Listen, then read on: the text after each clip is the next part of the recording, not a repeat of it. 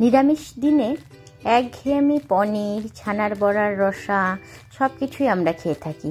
সেই ছানার বড়ার রসাই আজ একটু ডিফারেন্সভাবে করব, কাঁচা কলা, আলু আর ছানা দিয়ে। তো চলুন সেটা কিভাবে করি সেটাই আজ দেখে নেওয়ার পালা। এখানে আমি 1 কেজি দুধের ছানা করে নিয়েছি। তো এই ছানা দিয়েই আজ বড়া করে কাঁচা কলা আলু দিয়ে রসা বানাবো। তো তার জন্য প্রথমে ছানাটাকে ঢেলে নিলাম। এবার খুব সুন্দর করে ছানাটাকে কিছু জিনিস দিয়ে মেখে নেব। এর মধ্যে মশলাটাও একটু আলাদা যাবে, যার টেস্ট হবে অপূর্ব। তো সেটা আপনারা দেখতে থাকুন শেষ অবধি, তাহলেই বুঝতে পারবেন কি আলাদা মশলা আমি এতে ব্যবহার করছি। তো ছানাটাকে প্রথমে মেখে নেওয়ার জন্য আমি এখানে বেশ কিছুটা ময়দা নিয়ে নিচ্ছি। এই ধরুন 2 চামচের মতন আইডিয়া করে এখানে ময়দা নিয়ে নিলাম। তারপর এর মধ্যে দিয়ে দিচ্ছি পরিমাণ মতন একটুখানি লবণ, দিয়ে দিচ্ছি খুব চিমটি দিয়ে একটুখানি হলুদ গুঁড়ো আর একটুখানি চিনি। ব্যাস, এবার খুব সুন্দর করে ছানাটাকে বেশ কিছুক্ষণ মেখে নিতে হবে। ছানাটা মাখা যত ভালো হয় বড়াটা ততটাই সফট আর সুন্দর হয়। তাই ছানাটাকে মিনিট 3-4 ধরে খুব সুন্দর করে ময়দার সাথে ভালো করে মেখে নিতে হবে। এই ছানার বড়া করে আমরা আলু দিয়ে নর্মাল যে রসা হয় সেটা আমরা করেই থাকি, কিন্তু আজ আমি এই বড়ার রসাতে কাঁচা কলাও যোগ করছি আর তার সাথে একটু আলাদা রকম মশলা ব্যবহার করব, যার ফলে এই রসার টেস্টটা একদম আলাদা হবে আর খেতেও কিন্তু দুর্দান্ত হবে। একবার যদি খান নিরামিষের দিনে প্রায়ই এরকম করে বানাবেন, তাতে কোনো ঝামেলাও হয় না আর খেতেও খুব ভালো হয় আর শরীরের পক্ষেও খুব ভালো এই রসার রেসিপি। তো চলুন ছানাটা দিয়ে এবার ছোট ছোট করে বল বল করে আমি বড়া পাকিয়ে নিচ্ছি। এখানে বড়াটা আপনারা যদি মনে করেন গোল করেই রাখবেন তো রাখতে পারেন। আমি এরকম একটু চ্যাপ্টা চ্যাপ্টা করে সবগুলো বড়াকে বানিয়ে নিচ্ছি। প্রতিদিনের একই রকম মশলা দিয়ে একই রকমভাবে রসা খেতে কিন্তু আর ভালো লাগে না। তাই একটু মশলার স্বাদ পাল্টে ডিফারেন্সভাবে যদি একটু রসাটা আমরা রান্না করি, দেখবেন এর টেস্টটা অনেক বেশি ভালো লাগে, মুখটাও একটু আলাদা রকম টেস্টে আসে। তো যাই হোক, ছানার বড়াগুলো এইভাবে বানিয়ে নিয়ে এখানে আমি 1/2 ইঞ্চি আদা, 1টা টমেটো আর 4-5টা কাঁচা লঙ্কা দিয়ে মিক্সার গ্রাইন্ডারের জারে খুব সুন্দর করে একটা পেস্ট তৈরি করে নিলাম। এদিকে দেখুন বড়াগুলো আমার সুন্দর করে সব বানানো হয়ে গেছে।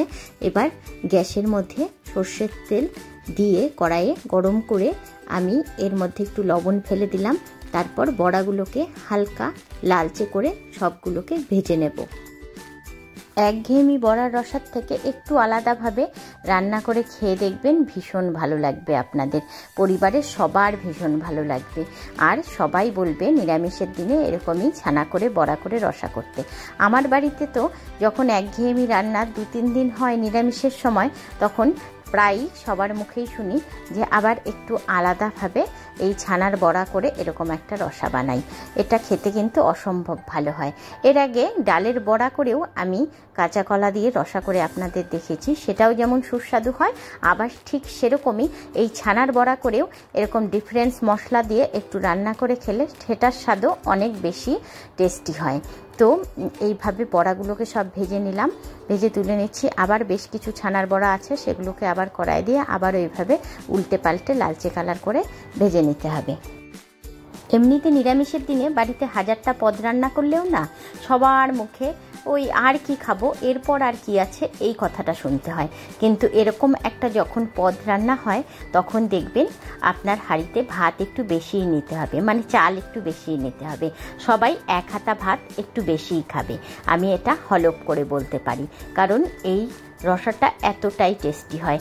সবারই মনে হবে আরেকটু ভাত নেব, আরেকটু খাবো এই রসাটা দিয়ে। তাই একবার অবশ্যই বাড়িতে ট্রাই করে দেখবেন এই রসাটা কতটা টেস্টি হয়। তো যাই হোক, বড়াগুলো ভেজে নেবার পর ওই তেলের মধ্যেই ফোড়নে দিয়ে দিচ্ছি জিরে, শুকনো লঙ্কা, তেজপাতা, 2টো ছোটো এলাচ, 2 টুকরো দারচিনি আর 2টো লবঙ্গ।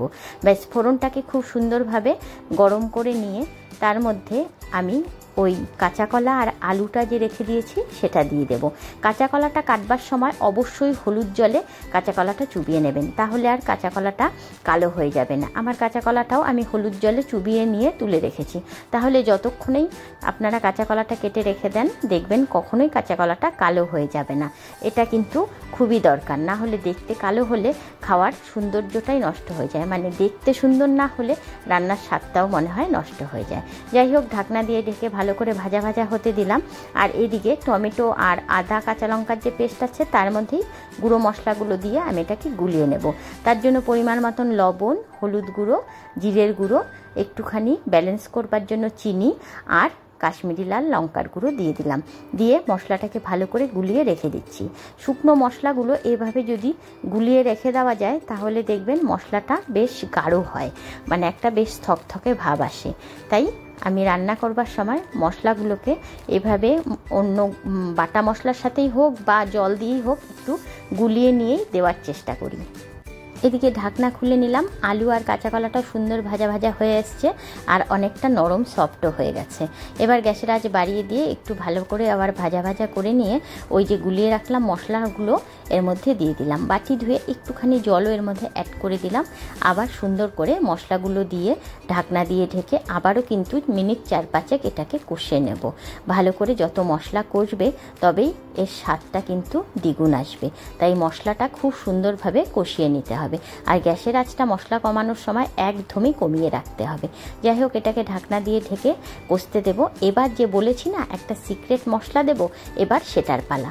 চলুন আমি ওই মশলাটাকে গুঁড়ো করে নিই। একটা হামুল দস্তা নিয়ে নেব। দেখুন 1 চামচ কালো জিরে নিয়ে নিলাম। এটাকে আমি হামুল দস্তায় ভালো করে গুঁড়ো করে নিচ্ছি।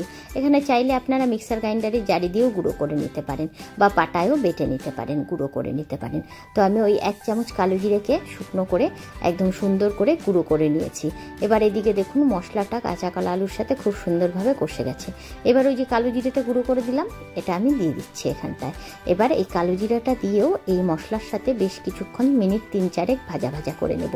আমার মনে হচ্ছে তেলটা একটু কমই হয়েছে, কারণ আমি ওই যখন ছানার বড়াগুলো ভেজে তুললাম তারপরে তেলটা বেশি বেশি মনে হচ্ছিল বলে একটু তেল তুলে রেখেছি। তো সেখান থেকে একটু তেল আমি এখানে মাঝখানে ফাঁকা করে অল্প একটু দিয়ে দেব, কারণ একদম তেল কম হলে নিরামিষ রান্নায় কিন্তু খেতে ভালো লাগে না। আর এতে আমি ঘি, গরম মশলার গুঁড়ো কোনো কিছুই অ্যাড করব না, কারণ এই যে কালো জিরেটা আমি গুঁড়ো করে দিলাম না, এটার যে খুব সুন্দর একটা ফ্লেভার আসবে, বিশ্বাস করুন এই ফ্লেভারেই আপনার মনে হবে 1 হাতা ভাত বেশিই খাই। তো আপনারা যে যেরকম চাল নেন তার থেকে একটু বেশি চাল নেবেন এই রান্নাটা করলে, কারণ আমার মনে হয় আপনারা এই রান্নাটা করবার পর একটু ভাত সবাই বেশি খাবেন। তো এই কালো জিরেটা দিয়ে আমি একটুখানি তেল দিয়ে ভালো করে আবারও বেশ কিছুক্ষণ নেড়ে চেড়ে গ্যাসের আঁচ কমিয়ে দিয়ে সুন্দর করে ভাজা ভাজা করে নিলাম। কালো জিরাটা থেকে খুব সুন্দর একটা ফ্লেভার বেরিয়েছে। এবার আমি এর মধ্যে গরম জল অ্যাড করে দিলাম। যতটা ঝোল বা গ্রেভি দরকার আপনাদের ঠিক ততটাই রাখবেন, একটু ঝোলঝোল হলেই ভালো লাগে এটা। তো আমি একটু জলটা বেশি করেই দিয়েছি। এবার ভালো করে এই গ্রেভিটা ভালো করে ফুটলে আমি ওই বড়াগুলো দিয়ে আবারও মিনিট 5 ফুটিয়ে নেব।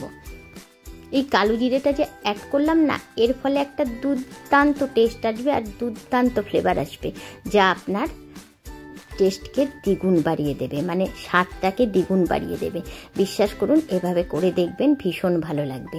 তো ঝোলটা খুব সুন্দরভাবে ফুটে যাওয়ার পর আমি সবগুলো বড়াকে ছেড়ে দিচ্ছি।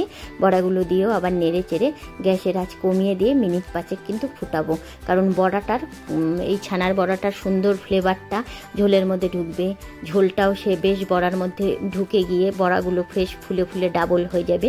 খেতে কিন্তু বড়াগুলো দুর্দান্ত লাগবে মুখে পড়লে। আর ওই যে ছানাটাকে মোলায়েম করে মেখেছিলাম না, যার ফলে কিন্তু ঝোলটা খুব সুন্দরভাবে এই ছানার বড়ার মধ্যে ঢুকে যাবে। সেই জন্যই ছানাটাকে একটু খুব সুন্দরভাবে মেখে নিতে হবে। আমার মনে হচ্ছিল ঝালটা একটু কম, তাই আমি 4-5টা কাঁচা লঙ্কা আরও অ্যাড করে দিলাম। আপনাদের যদি ঝাল যেরকম মনে হবে সেই বুঝে অ্যাড করবেন, না হলে কাঁচা লঙ্কাটা স্কিপ করতে পারেন। ব্যাস ভালো করে ফুটানো হয়ে গেছে। এবার আমি এটাকে একটা পাত্রে ঢেলে নিয়ে সার্ভ করে দেব। কি দেখে কি লোভ লাগছে কিনা, ভীষণ সুস্বাদু হয়। আপনারা অবশ্যই ট্রাই করুন। ভালো লাগলে অবশ্যই আমার চ্যানেলে লাইক করবেন, নতুন বন্ধু হয়ে থাকলে আমার চ্যানেলটিকে সাবস্ক্রাইব করবেন, আর আমার পেজের থেকে দেখলে আমার পেজটিকে ফলো করে দেবেন, আর অবশ্যই একটা লাইক করবেন। বন্ধুদের সাথে প্রচুর প্রচুর প্রচুর শেয়ার করবেন, আর বাড়িতে অবশ্যই একবার বানিয়ে খেয়ে দেখবেন কেমন লাগে। তো আজ এই অবধি, দেখা আবার নেক্সট ভিডিওতে। টাটা। নিরামিষের দিন এই রান্নাটা অবশ্যই এনজয় করুন। আশা করি আপনারা সবাই সুস্থ থাকবেন, ভালো থাকবেন।